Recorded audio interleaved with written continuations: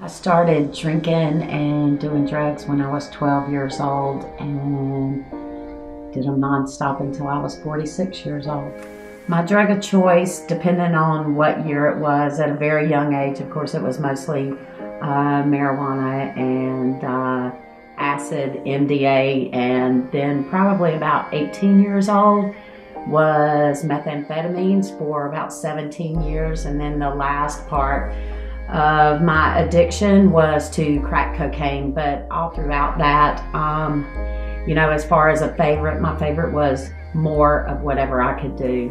My relationship with my family, I was raised by my dad. My mom left when I was 3 years old, and my dad never remarried, so he raised me and my older sister with good work ethics, and I was able to hide my drug addiction for many years, and but then came the point where I was having to be bailed out of jail and bailed out of financial destruction, and just ran through my family's lives, and the drugs were more important than anything, and I didn't mean to end up like that, and I didn't mean to do hateful things to my family, but it happened. And so my father passed away in 2006, and I didn't get sober for another 5 years. So anyway, I was not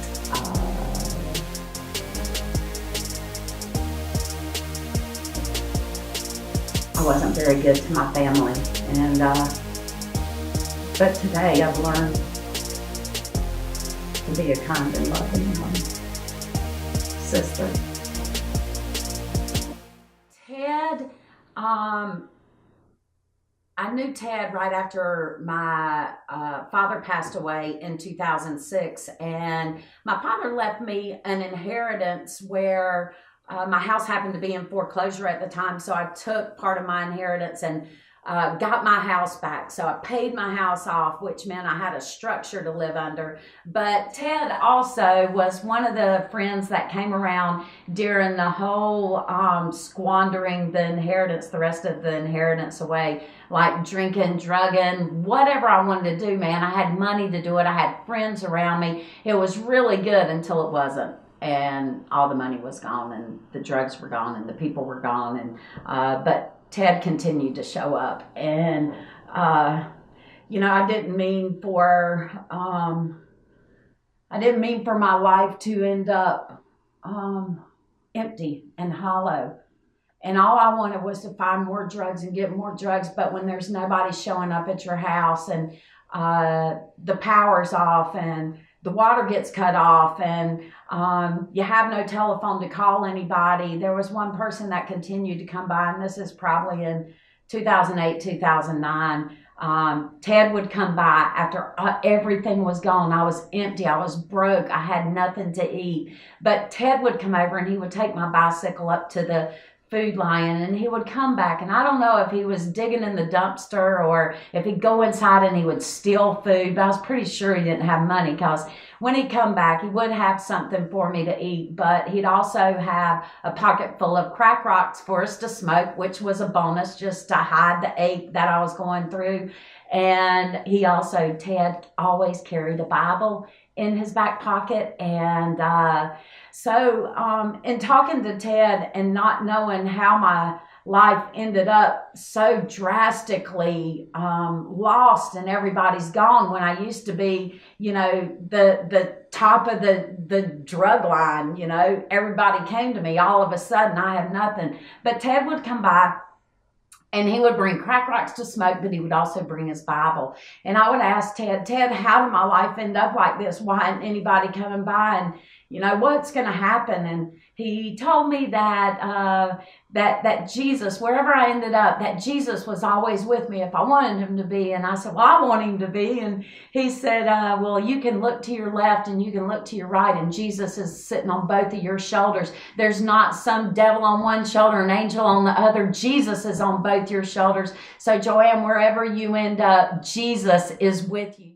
I called a friend of mine that I knew was sober, and I asked him what he was doing on New Year's Eve, and he told me he was going to some, I don't know, alkathon meeting something, and I had a choice right then. I could go with him, or I could go back to what was so familiar to me, and I made a choice in that moment to. He came by and picked me up and took me around a bunch of sober people, and they were all happy and laughing, and I was kind of rolling my eyes at it. I was uncomfortable, but I know that this was part of it. There's something wrong with the way I'm living. Please show me what it is. And I ended up going back to that meeting the very next day, and there was a girl across the room that came and picked up a 9-month chip, and I'd been out in the streets with her, and I knew how we used to party together. And it was in that very moment that I remember looking up, and I thought, okay, these people are telling me that if I'll just start asking God every single day to help me, that all these consequences and all this destruction that I had racked up over the years, that God would slowly plow at it with me. And I remember going and picking up one of those white chip things in that meeting, but that wasn't all. Me being in the plan of God all along. That same day that I was in that 12-step meeting, I ended up sitting on the front row of that church that saved seats for idiots like me.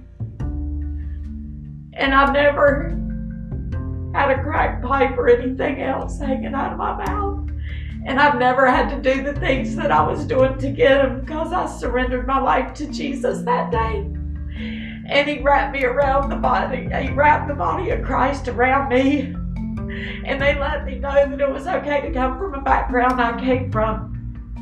And one day at a time of asking God at first, just please keep me sober. And it wasn't pretty prayers. And it was prayers of my own faith, although I know it was partially. But I would say things to God like, God, they're telling me that if I'll just talk to you, that you'll help me straighten all this out. And I'd go about my day.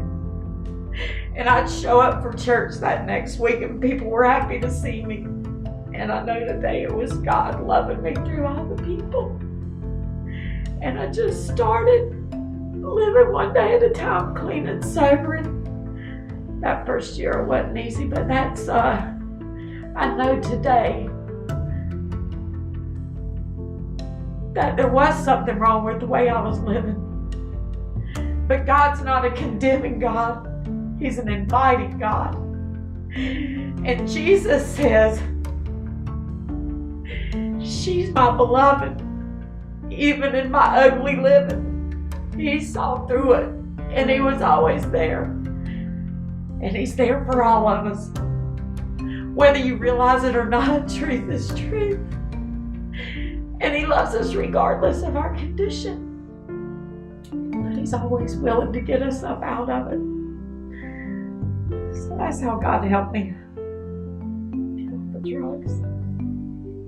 Because he told me I was worth it.